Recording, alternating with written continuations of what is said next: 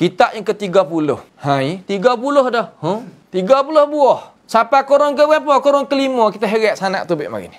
Nak kata kerana kuasa kedak nak heret tu baik lagu ni. Hak kita tak atas tak bawah. Qira'ah ibarat faham Jibril Nabi Muhammad terhadap ayat tu pegang lagu tu baik dana. Allahu akbar. Banyak lagi tapi tak apalah. Orang nak royak kata gigi kita tu yang makan diulat gi perabaklah ni kita nak murah kat orang. Ai payah orang kita. Tapi amo malam-malam duk tengok, okey. Bukan malam-malam, malam-malam duk tengok taklid jauh-jauh. Ya pelita tak buka, lampu tak buka. Orang pecek tray nak murih.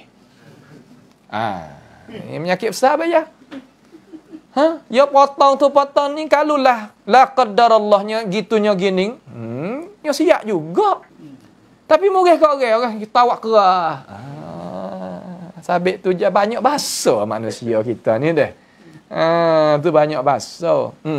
Kitab ke-30. Kitabul I'tiqad lil Qadhi Abi Ya'la Al-Hambali. Ini Hambali. Nah, kitab tu dah. Kitabul Iman tu dah. Tu dah.